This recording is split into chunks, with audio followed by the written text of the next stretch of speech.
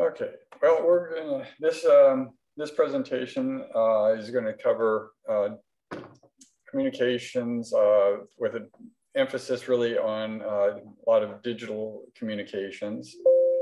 But let's see, the PTA does have a description for the position of being in charge of communications. That description, you can find it on the California State PTA website, which is capta.org. This is just a shot of the top part of the descriptions, but taking a look at it, you kind of see that list of bullet points there that include website, emails, social media. They list at the top newsletters, but my experience in recent years is that especially the print newsletters have pretty much faded away because everybody is so used to the ease and convenience of getting things through the internet via email and websites and social media. But the purpose of communications is really to make that connection, as you mentioned, making that connection between families and schools, and to encourage parent participation. And it's also a way to really let the community and the parents and let everybody know what your own PTA is about. And it can be a good way to foster that cooperation with the school, because an organization is really held together by its communications. And there's lots of different media available, and communications is going to involve using a multitude of ways to communicate. I mean, email is the simplest. That's how we actually, connected. But websites and social media are also important tools to try to have in it. So here is kind of a list of the major ones that are used.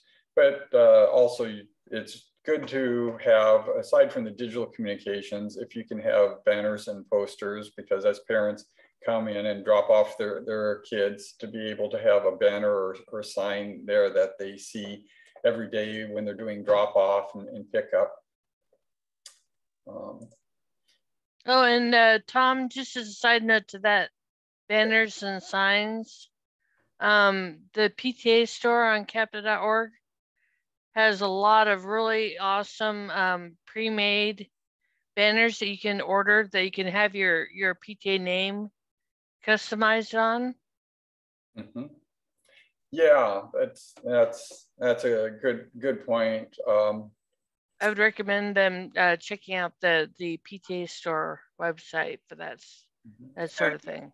Hopefully, if you're an officer in the PTA, you periodically will get emails from CAPTA that inform you of where you can get these PTA materials. There's a Shop PTA site that is frequently promoted and lets you know, especially as various events throughout the school year occur, like in a period of time when you're focusing on getting people to sign up to be PTA members, but also other times of the year where you're doing appreciation, then there are things that you can get that help communicate the appreciation that exists for the parents, for parents and teachers and staff. So that sense of appreciation is really a very important communication. It's part of communication. And as you enable these communications between different, educational partners is one of the terms that they use in the California education system, is the way that certain people receive their communications is going to be you want to customize it. For example, email communications is probably a way that is most popular with like teachers, but for students, social media or texting, things like Instagram, so being able to identify who your audience is and sometimes adjusting the communication tool you use for making a better connection with that audience is important. And it allows you to have more effective communications. Now, when it comes to especially digital communication tools, I recommend, and a lot of PTAs use this. You can sign up with an organization. It's a nonprofit organization called Techsoup, and it's free. And I've helped numerous PTAs get signed up for it. Matter of fact, essentially, with the approval of the president or an executive officer, I can basically get set up, do all the paperwork, as it were, to get you a Techsoup account. There's no cost to it, and it allows you to get free and discounted digital tools for your communication. Let's see, I was trying to think of what else to mention about Techsoup. Oh, describe a little bit about Techsoup. It's an organization that's been around for a long time, and what occurs is they start because you have these large companies like Google, Microsoft, Hewlett-Packard, Dell, Adobe. They're huge corporations, and they want to donate to the public good and help nonprofits. But there's lots of nonprofits out there, and those large organizations, they don't want to have to vet and check out each and every nonprofit that applies to them. So Techsoup is that one kind of clearinghouse. And so it's pretty easy to sign up with Techsoup. And once Techsoup, basically they do the paper or the checking that you're a verified nonprofit. So then when you go to Google or Microsoft or Dell or HP or Adobe and you ask for a donation from them, they will say, oh, are you do you have a Techsoup account? And if so, give us a validation token. So they verify your nonprofit status, and then you're good to go. And also setting it up this way, it lets the products, the digital tools that you purchase, that they then are owned by the PTA. There have been so many PTAs I've come across, and they've had an individual member set up like their Facebook group or whatever, and while the 2 or 3 years that person is there, they build a robust following, and then that parent moves on because their student graduates, and then they lose control and access to the Facebook group or the website or whatever. So that's another reason to kind of, when you get your digital tools, put them in the ownership of the PTA and not in an individual. And one of the most important and most valuable free things that you can get through Techsoup is the Google products, which is called, the program with Google is called Google for Nonprofits. And that's entirely free. So Google for Nonprofits gives you access to all pretty much all the Google products. So it includes it includes a website, it includes setting up your own email addresses. So that also is a way that when you create email addresses, instead of it being, Susie Smith at gmail.com, when you set them up through Google, and you can register your own identity on the internet. So then, like, for example, our third district, which is third 3rdpta.com, that our third district PTA owns that name on the internet, and we're able to set up then email addresses. And those email addresses remain the same even as you have turnover in your executive board. So you're not, your members aren't emailing the personal email addresses of people, and as like the president moves on, then they're not getting emails from people that think they're still the president. So it then allows a continuity as well as a more professional image of your organization. So when you get Google for Nonprofits, which I say is completely free, you get to set up your own Gmail accounts. And also if somebody, for example, if you set up and you have treasurer at your pta.org, and for some reason the treasurer just like disappears, that because you will have the president and a couple of executive officers that have administrative control, they can go in and change the password, give it to whoever the new treasurer is. So you maintain as a organization control of those digital resources. And I'll touch on a few of these other products that are part of the Google for Nonprofits. I mentioned Gmail. As I said, you can register a domain, you set up your Gmail accounts, and here it mentions like treasurer at whatever your PTA is.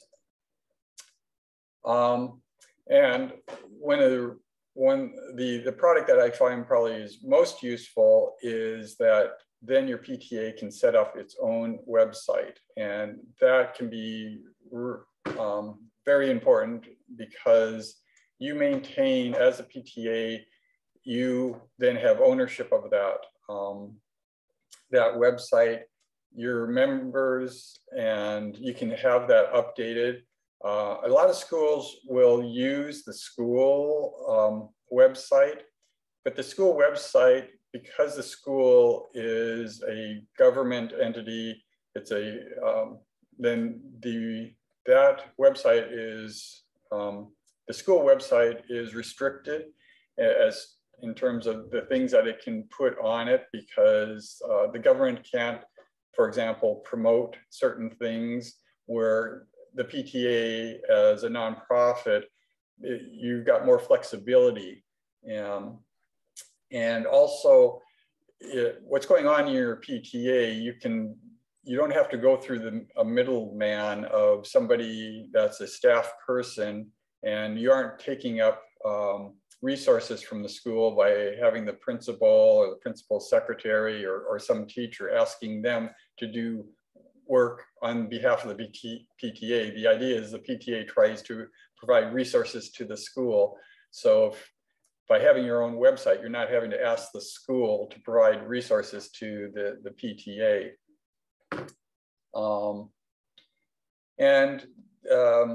It provides you all the flexibility of having a website so you can update things a lot quicker. It's where people really look for information these days. Can a PTA ask the school to put a link on the school website to the PTA's website? Yes, yes, you can. And that's actually recommended. So the idea is that the PTA have its own website, the school almost certainly has its own PTA website, but the two of them reference each other. So if, no matter where a parent or member of the community, whichever website they land on, if they're looking for the information from the other one, that they basically cross-reference each other. And it develops a good cooperative example of the PTA being independent from the school, but also the school and the PTA working together. Let's see, well, there's, like I said, all the other Google products that are available. One of the Google products that's useful is having a web, basically a calendar on the web. That's a lot of organizations and a lot of way that people do things is based upon scheduling and keeping coordinated. So calendars are wonderful ways to try and keep your community informed of upcoming events and to communicate that. So I consider like the calendar, and you can very easily integrate the calendar into an online into your online website. And then you can, it's a good way to communicate, and an online calendar, the Google Calendar, can be integrated into the website as well as other places like Facebook or other social media.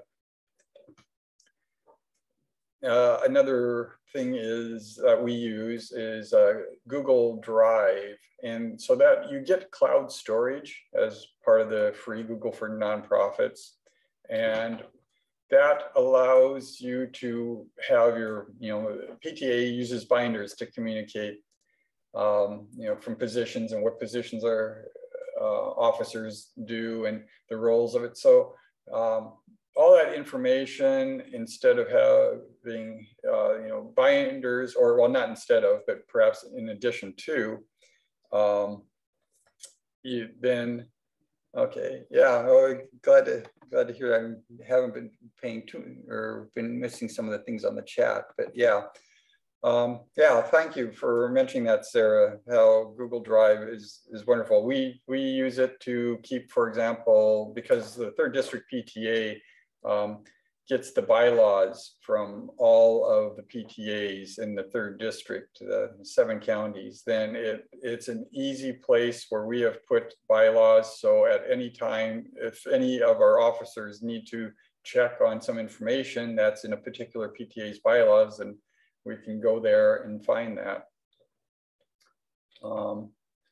Forms are also a wonderful tool, because forms is another way that you can provide communication between you and between your PTA and the teachers and your members, because using forms, it's a way that you can create an electronic survey or capture information. So when you want to find out what your members or what teachers are interested in, you think, oh, we should get some information from our members on this, or information from teachers, then it's real easy to create an online form and email it out or post it on your website and say, hey, we want to hear from you. Because one of the best things in communications is who you're talking to. Let them know that you really are interested in hearing from them. That builds a good relationship, a trusting relationship that and then that closer connection, and it increases the spirit and morale when people in your organization feel like they're being asked for information and that people are really interested in what they have to say. And so using Google Forms is a great way to do that. It's easy and quick. That's how we get the information. For example, as the units change, who the members are that in officer positions, then they simply can use a Google form that we have on our website to update who their current list of officers are. And it's, again, it's a real easy tool. One of the things that I think, the reason that almost any high-tech, or the reason that high-tech companies like Microsoft and Google have become as large and as well known as they are, is because they make things that are easy for people to use technology. If I were to sort of sum up, like, how did Microsoft get so big? They were one of the first companies that created software that made computers easy to use. And I think that almost like summarizes why Microsoft became the large organization company it did. And in a lot of ways, Google sort of did the same thing. Google made the internet easy to use. So Google products are easy to use, and they're quite universal. So Google products, in a way, I remember in the early days that there used to be all sorts of different companies that make word processors, but Microsoft Word became what everyone was familiar with. And I see Google kind of being similar in terms of internet tools. Their Gmail is probably the most widely used Gmail client or email client. And I think their quick and easy way to create websites, which is called Google Sites, it would not surprise me if it's the most universal, because anybody with a Gmail account can create a simple website. When you create your presence on the internet, you want to register a domain name. Let's see, I'm wondering, Sarah or Sakina, do your PTAs have a domain name registered with the internet? Yes, we do, but we actually use it's through the Google. It's all under the Google umbrella. Let me just check and see. Yeah, but yes, we do. Oh, okay. Well, good. All right. So you're already there. I was wondering, have you set up email addresses that you use, like, president at your PTA? Yes. Yep. Okay. Fantastic. Great. Okay. And well, if you haven't set up one, as you know, there's lots of different companies that will offer to host your website. And I think, well, let's see, some of this you probably are already familiar with.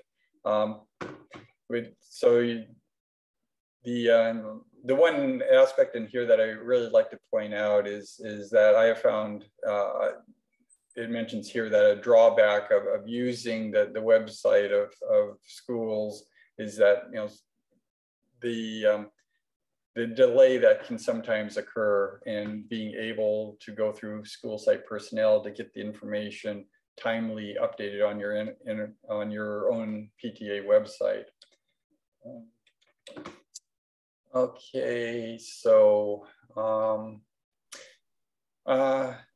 just a few tips in creating a website is to, it's always good to use color, especially color of your school. It helps create that identity and connection that when people go to it, they go, oh, hey, our school colors.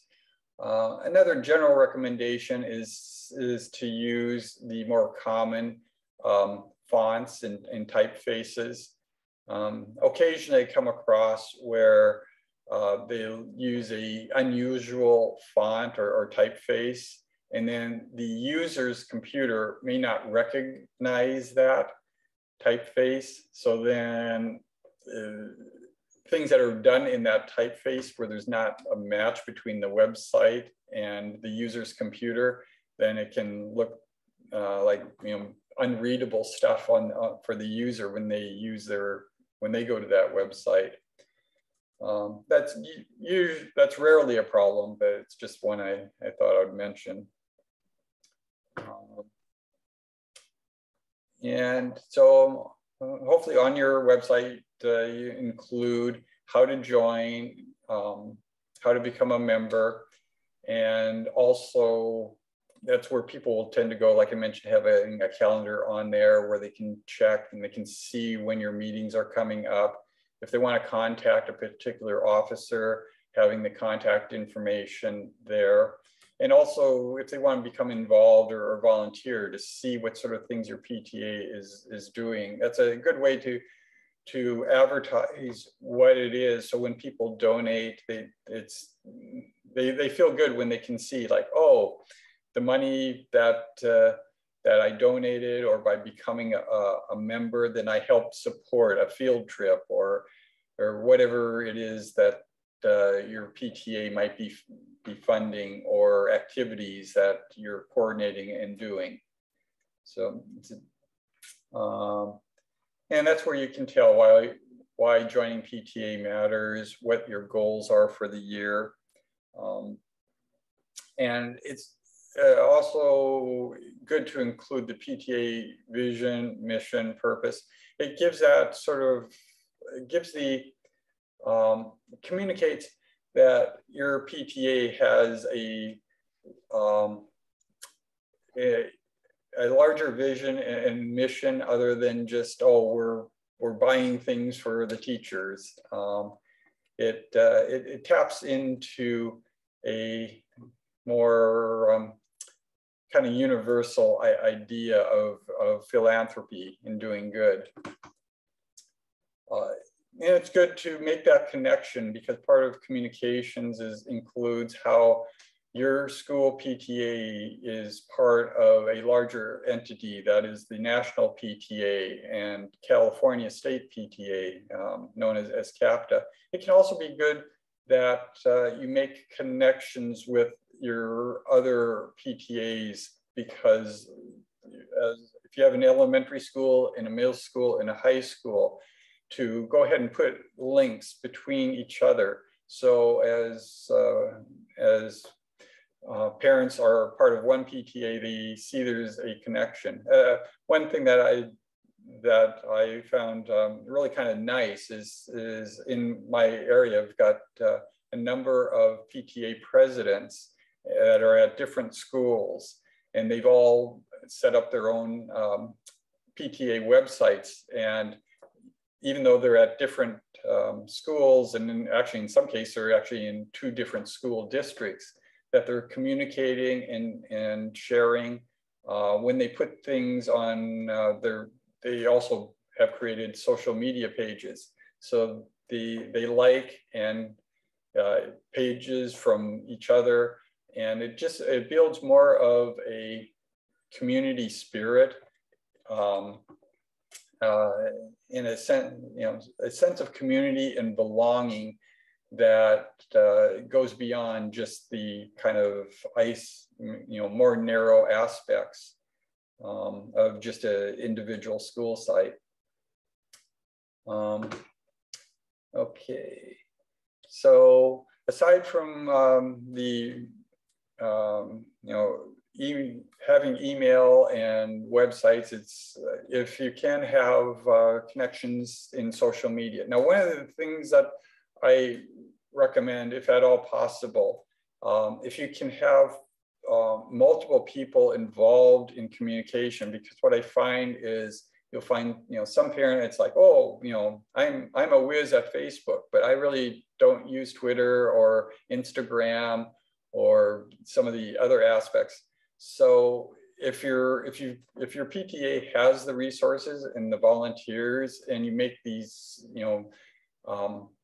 needs available, so even though you might have somebody that is in charge of communications overall, that person might say, I really need somebody that can be like our Facebook chairperson, and a person that is our Instagram chairperson. And so with the social media, there's so many different avenues, and in a lot of cases, people will be familiar with one, but not the other. But when you're communicating, because you want to reach as broad a spectrum and as many parents as you can, then if you can tap into having people that are familiar with those particular social media tools, to include them. And it also is a way that the those volunteers can feel like they're contributing something that makes them feel like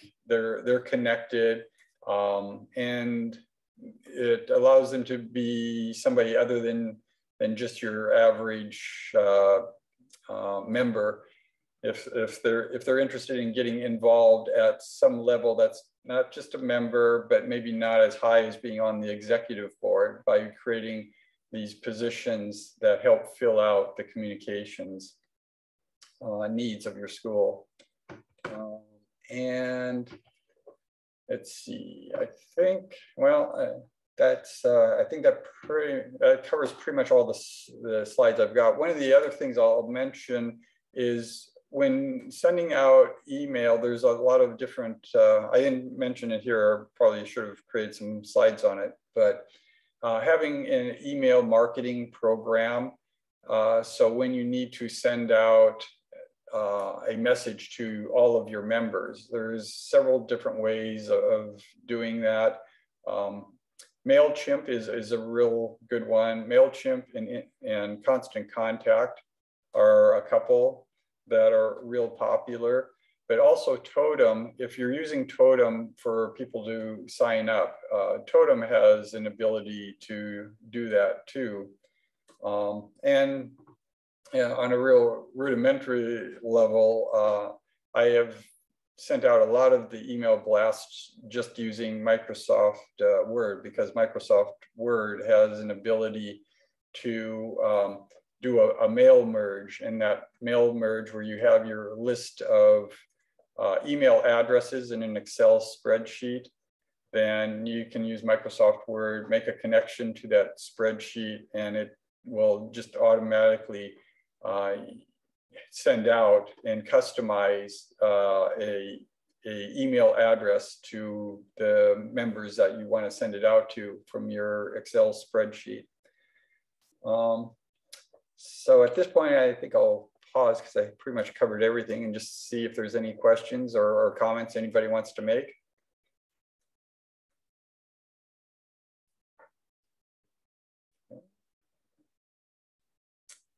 Oh, okay. So, all right. Well, thank you. And I'll also add if let's see. Oh, okay. So Sakina, I guess you're pretty much, I guess, all set up with your Google products already. But if there's any questions, okay, yeah. If there's any questions, feel free to reach out to us anytime, and you can, I think, hopefully you are familiar with our website, but I'll go ahead and put it there in the chat. And now, let's see, Sue, is there anything else you can think of that I might add? Well, only that they can share with other PTAs in their community that you're willing to help them. Oh, yeah. With Techsoup. Yeah. Yeah, please, please do that. I think over the last few years, I've registered, I think, 11 PTAs in our 3rd district area. Okay. And the other thing is with the things that you're allowed to post on your website too, like meeting minutes and things like that. You cannot post your actual meeting minutes and financial reports to your website. You can post summaries, but you cannot post the actual document itself. And you can't put your bylaws. You can't like link your bylaws to your website either. Right. That's for members. Those all those documents are for members only. So, I mean, if you want to put it on your website and have like put a password on it, the only members have access to, then that might be okay. But you cannot post it for the public. Yeah, that's a Good point. I've seen a lot of PTAs that post their minutes and everything to their websites, and I have to remind them that they shouldn't be doing that.